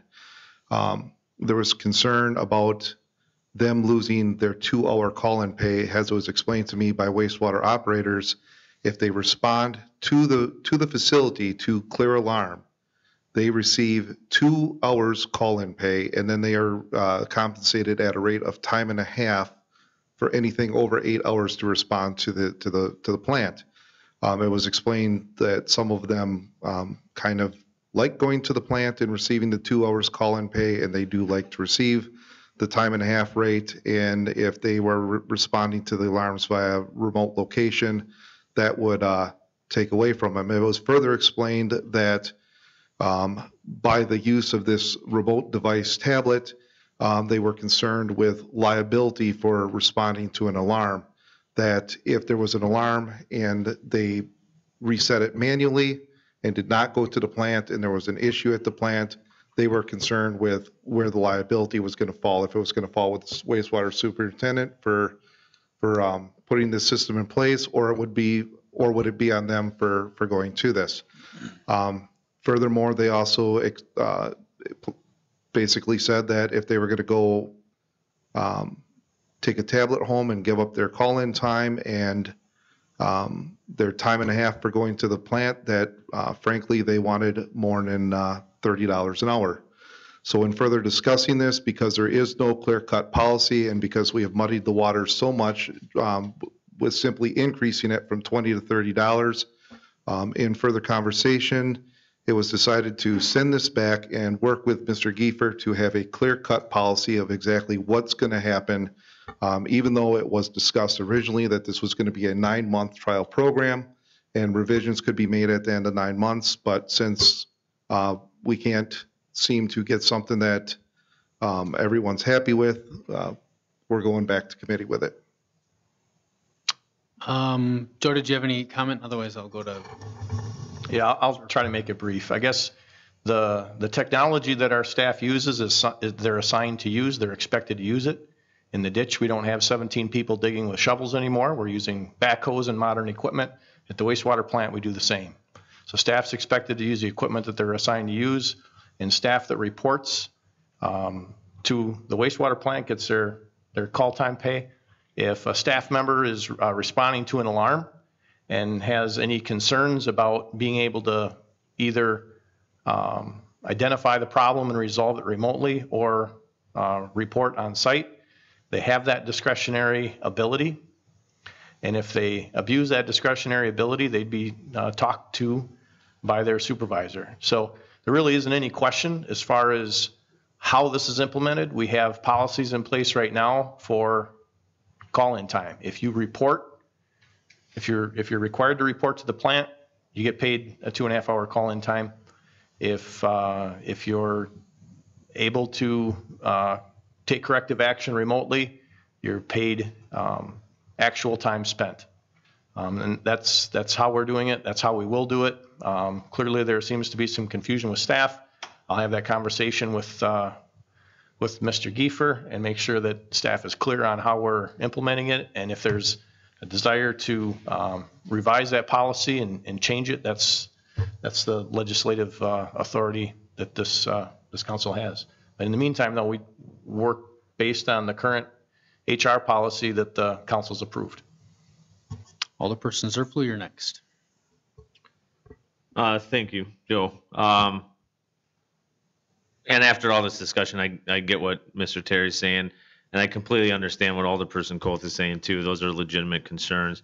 But this has been to the committee twice. This is now the second time it's at this body, and if there's policy that employees or whoever has an issue with, then that needs to be addressed. But this is not what we're talking about. This is on-call pay, and I don't support delaying settling this issue any longer. Alderperson Kubitschek, I think you're next. Thank you. With this, when was this HR policy adopted? What is the explicit language in this HR policy that is, because there's an email that tries to address something here, and number 3 in this email, it says operator is paid $30.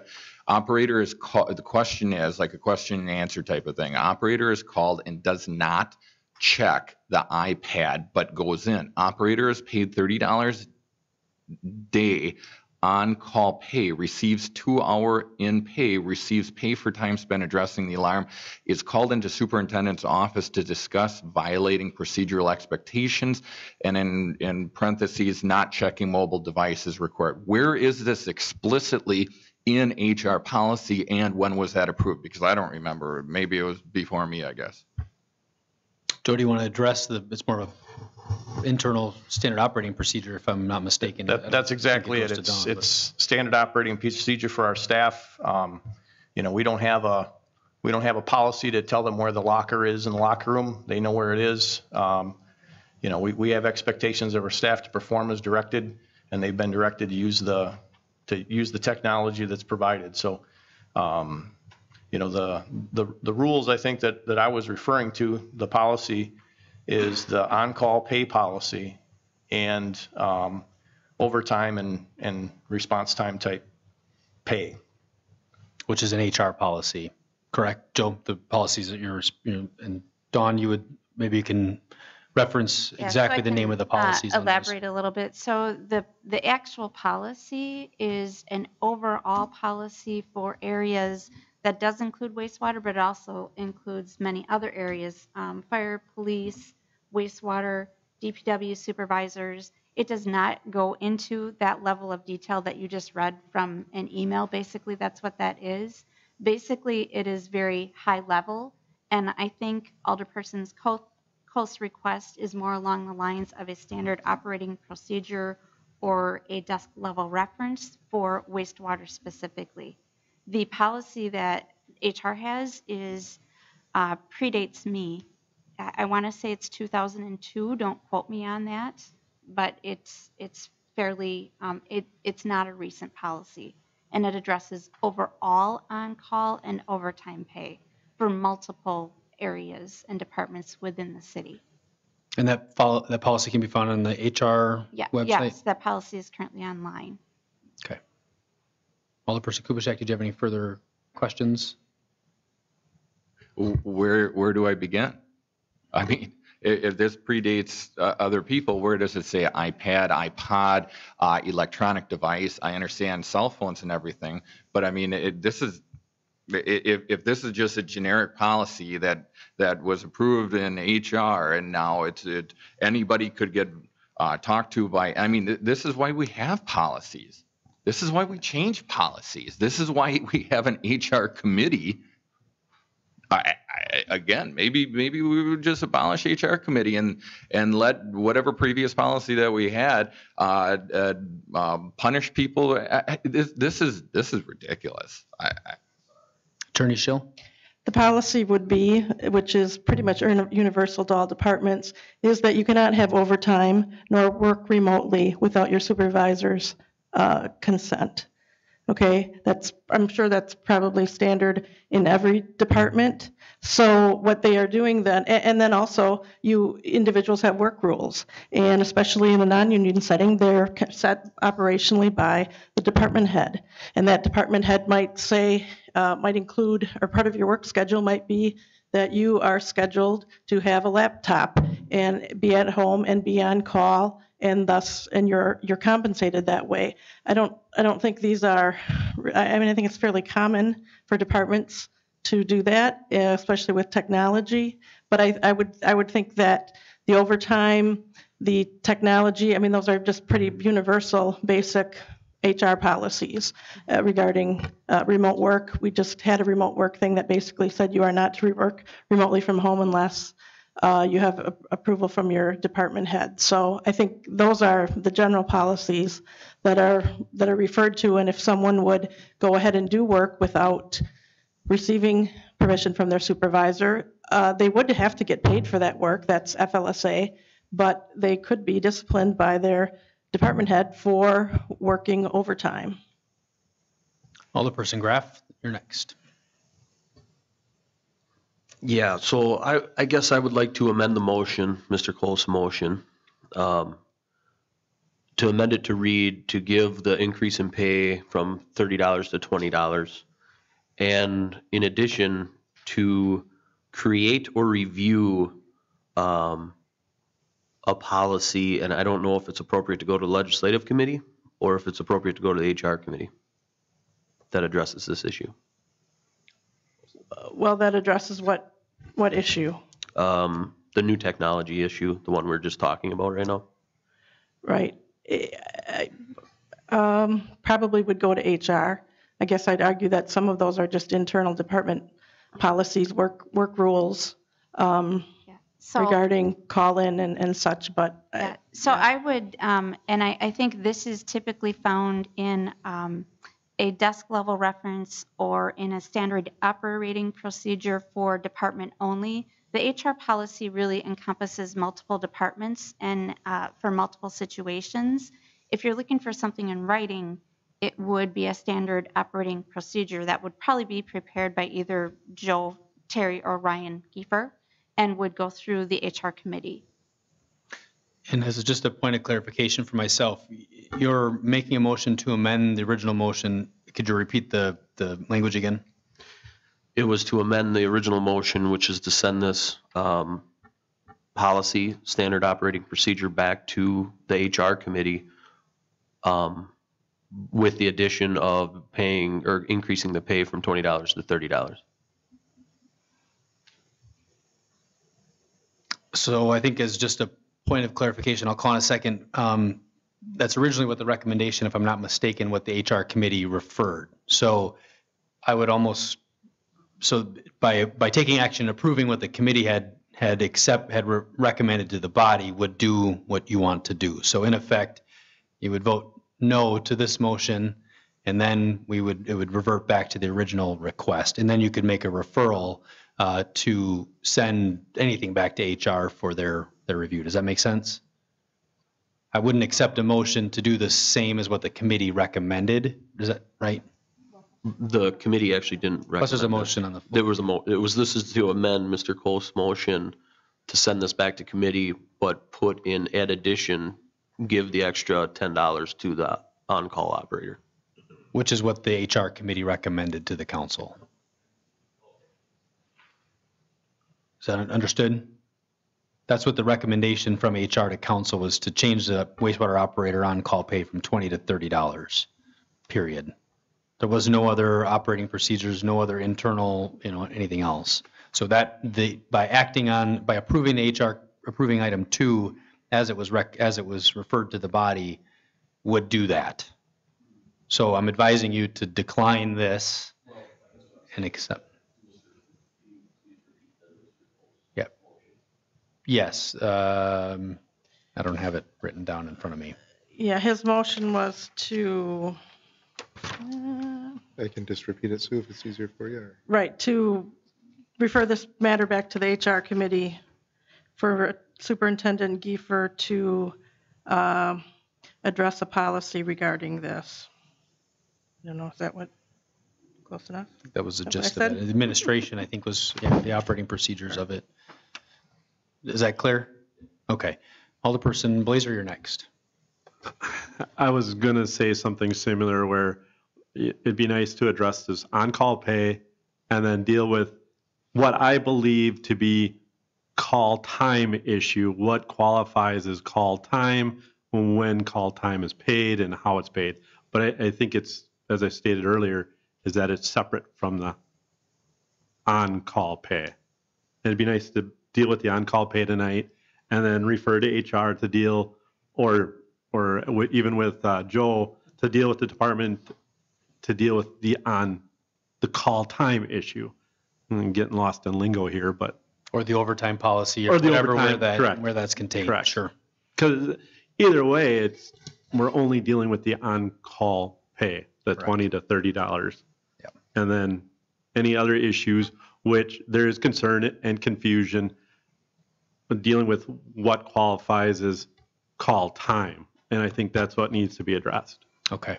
Thank you, Alderperson. Actually, there's no other request to speak. We have a motion on the floor, which I think was read, but that was to refer essentially item number 2 back to the committee.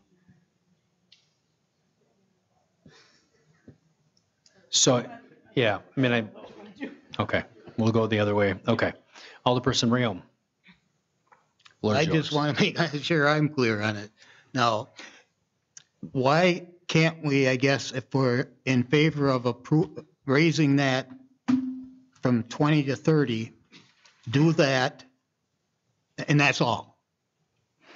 The rest can be taken up and discussed so people can clarify it in their own minds, but I think we can take care of if we want to, raise the 20 to 30, and that's it. It does nothing else. And that was So it'd be the same as how they're operating now, except $30. And that was the request 3 months ago, with all due respect. Alderperson Kubaschak, you're next. Yeah, actually, I just popped into my head. How come this particular part of the policy, raising it from 20 to 30, which in my opinion is very, very nominal, why is this something that needs to be approved by this body? Because it's additional pay. But the attorney just said that the department heads are the ones that approve overtime. And if I do math, and I'm not that great at math, but if I do math, I think with benefits and everything else, it would be 1 hour overtime is going to be more than $20 or $30. So why is this? So this is why I'm so confused, because we've got some policies that aren't approved by the HR committee and or council. We've got some that are. We've got some that are really old. And then we've got some that, guess what? The council gets blamed for a policy change when I don't think the council even took action in it, because it's an internal policy somehow. But where is this? It seems like this line is so blurred. And for $20 to $30 on this, if we're talking, I don't get it. I don't. We have a motion on the floor. Attorney Schill, did you want to? Are you saying that you should approve anytime an employee has overtime? No, I'm saying, why are we talking about $20 here? Why is it going in front of the council? Because it's a policy regarding pay. It was originally in a union contract, and excuse me? Okay. Do you want me to explain anymore, or? No, thank you. Okay. See no further requests to speak. We have a motion on the floor. Please cast your ballots. The motion is to refer this back to the Human Resources Committee meeting.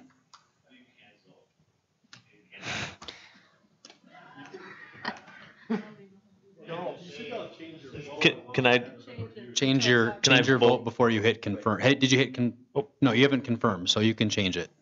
Okay. Let me see. And it will change. I can't see how you voted the first time. We'll find out. Okay. It will. All right. The motion failed. 1 aye, 7 nays. Aye and being the Koth vote. So motion is open. The floor is open for a motion. Alderpersons, what are your wishes regarding this item? I'll make a motion to approve item number 2. We have a motion by Zerflu to approve. Oh, sorry. I'll wait for Tom to.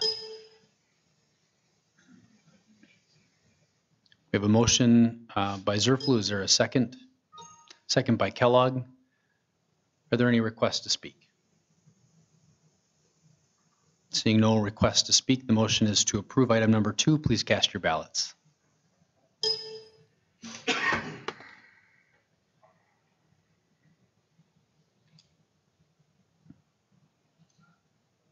Motion carried unanimously, 8 ayes, 0 nays. We'll move on to item number 4, which is review and consider approval of the revised unpaid leave policy, which was, for clarification purposes, I was just questioning myself if there was a recommendation. Alderpersons, what are your wishes regarding that item? Motion to approve. Have a motion to approve by Koth. Is there a second? Second by Zerflu. Now we'll move into discussion. Alderperson Graff, you're first. So the main reason I wanted to hold this out is because it was unclear to me what the changes were. I got the revised version in my packet, but I didn't see the changes to the policy that was created for the unpaid leave for clarification purposes. If I'm going to approve any policies moving forward, I need to be able to see a document that has changes.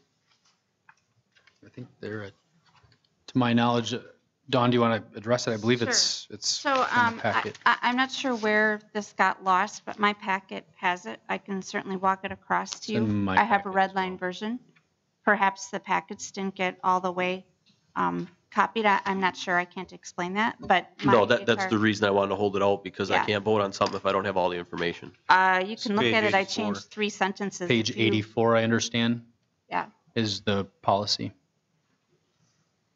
The main reason I really made the changes was because people and employees were confusing this with our leave of absence that has to do with FMLA and leave of absence in connection with medical leaves. So basically, I did this for clarification purposes. I think I've had maybe one request that actually falls under this policy. So, and if you can't, if you're not able to find it in the packet, I have it right here and I can bring it over to you if you'd like to read it. So the red line version indicates the areas of deletion. There was no additional items.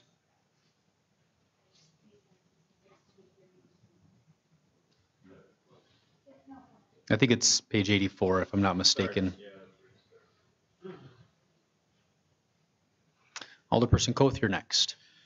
Thank you, Your Honor. I just want to point out that a couple months ago, we were asked to get the HR committee meetings videotaped and moved to the first floor conference room, which those requests have been accommodated. So a lot of the questions surrounding the items coming out of the HR committee can be viewed online when those are published on there. This unpaid leave policy as presented by the HR director is really a policy to help employees that have things to do outside of work that are not necessarily covered by normal time off requests. For anyone that didn't see it in their packet or watch the video, this is for stuff like if somebody's house were to flood and they need a couple days off, that they can go ask their supervisor for time off, or if they're going to do volunteer charity work, or if they have a farm, because we live in Wisconsin, if they have a farm that they help out on. That's what this policy is designed for and what the cleanup language around it was designed for. Are there any further requests to speak? We have a motion and a second on the floor. Alderperson Zerflu. Just pointed clarification on, this was included in the agenda on October 1st. I know it's easy to miss things sometimes, but it was included. Thank you for clarification. Are there any other requests to speak? Hearing none, we have a motion to approve item 4 as presented. Please cast your ballots.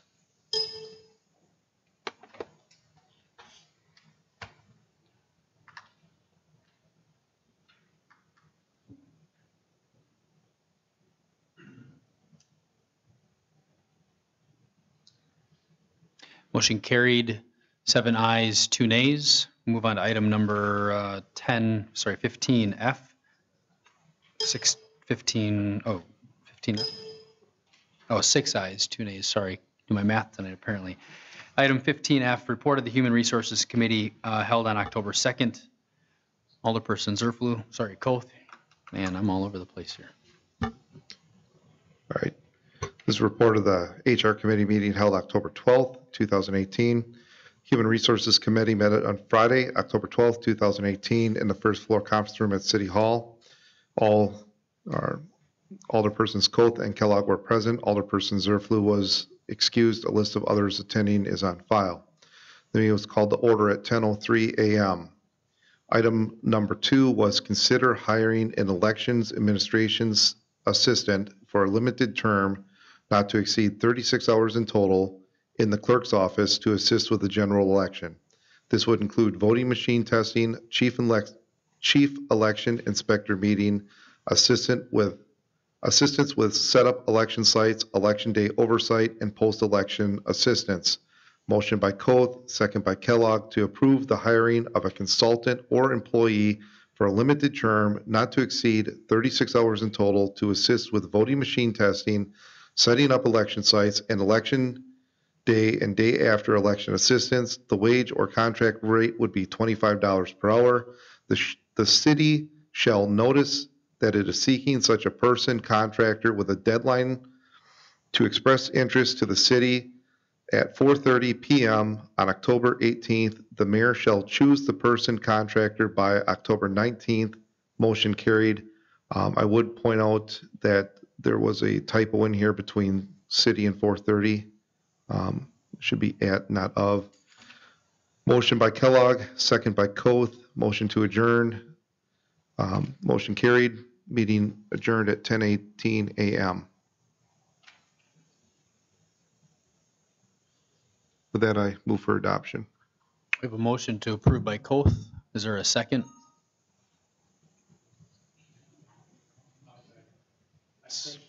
Okay. Second by Kellogg. I'll give it a shot one more time, Scott. Oh, we got a second by Catnaw. All right, move into discussion. Alderperson Graff, you're first. Are any of these duties, do you have to be state certified to do? I believe the only,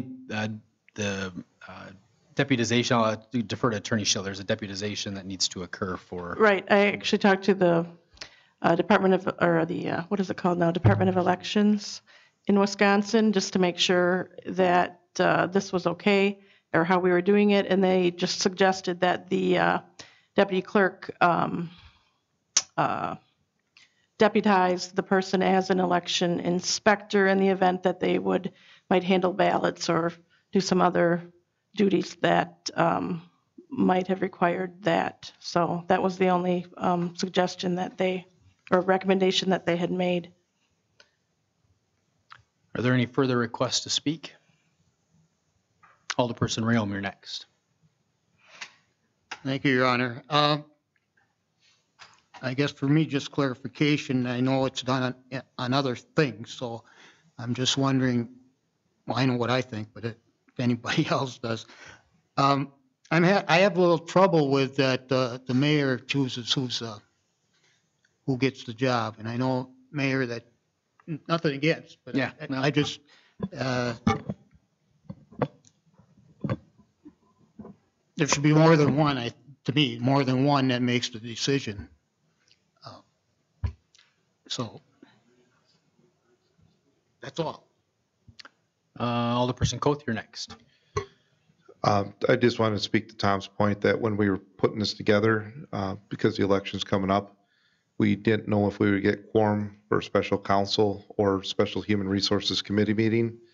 So we did vote to defer that power to the mayor, but if you would like, I would be amicable to amending the motion to HR director or members of council if you'd like.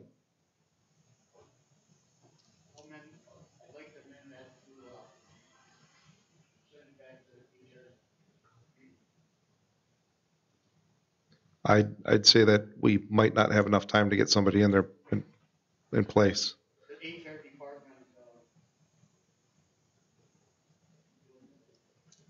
So you'd want it to amend that it'd be the mayor and the HR director choosing the specialist? I was thinking different, a little bit different than that, but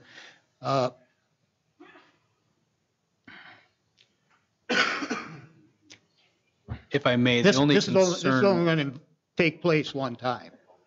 Right. Obviously, down the road for some other one might have the same thing in there, but can talk about it then. For this time, leave it as it is.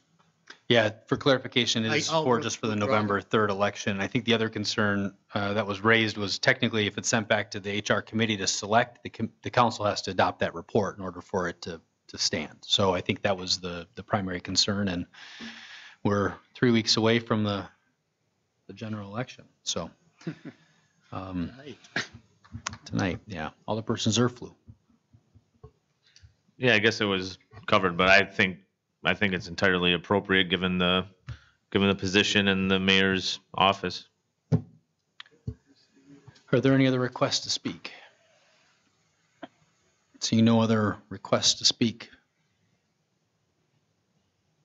I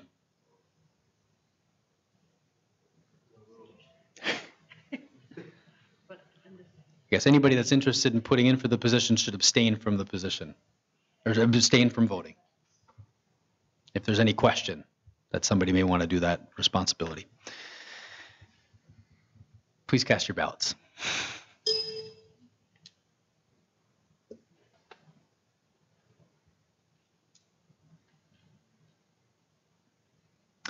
Motion carried, 5 ayes, 1 nay, and 2 abstentions. Thank you. Item 16 is a report of other committees, commissions, and boards, departmental reports. Item A is the Wisconsin Rapids Housing Authority held on July 11th, July 25th, and August 29th. Item B is McMillan Memorial Library held on August 15th and September 19th and September 26th. Item C, the Mayor's Youth Council held on September 12th. Item D, the Police and Fire Commission held on September 12th and October 10th. Item E, the Committee of the Whole held on September 25th. Item F, the Wisconsin Rapids Fire Department report for September. Item G, Waterworks and Lighting Commission held on September 12th. Item H, Wastewater Treatment Commission held on October 3rd. Item I, the South Wood County Airport Commission held on September 6th. Item J, the Board of Zoning Appeals held on October 9th. Alderpersons, what are your wishes regarding those reports? Make a motion to accept the balance of the reports. A motion to approve by Koth. Okay, we'll just have to do a voice vote on this one. I'll second. Second by Zerflu. Any discussion or request to speak on those reports? Anybody? Tom? Trying to. Yeah, it's not going to work. Alderperson Rayom? Here we go. Throw it out the window on our way out tonight. We'll just. Oh, no, I didn't want to. Oh, you want? I want ready to talk. vote? I was trying to get the request okay. to speak up. Anybody else? Request to speak? Alderperson? I did. I wanted to. Oh, yeah, by all means. But if the vote was taken. No. That was the machines ahead of ourselves. Okay. Alderperson Rayom? Okay. That's Zoning Board of Appeals. It's the last one, I do believe, in the packet. Item 2, and it was the request to variance to allow the reconstruction of an existing driveway. From how I read this is that the new driveway was put in the same location and the size as the previous driveway. As I read it, from what I understand, the driveway's blacktop, which it can be, but if I understand the rest is that the approach is blacktop. Is that correct to it? Well, the zoning committee. I can answer that. Okay, there you go. Yeah. No, the driveway will be blacktop, but the zoning board actually had an extensive conversation, and it was verified that because there is curb and gutter on Grove, that the approach will have to be concrete per city ordinance. Now. Whenever they replace it. When they replace it. Right. It's currently an asphalt one because it's a non-conforming approach, but if and when it will be replaced, it will have to be replaced by concrete. The Zoning Board of Appeals, after approving the variance, did discuss with the applicant, and the applicant agreed that it would be replaced in the next 6 months. Other requests to speak? Give me a sign if you do want to speak. Seeing no requests to speak, the motion is to approve. Can we do the vote, Tom? Okay. All right. Please cast your ballots.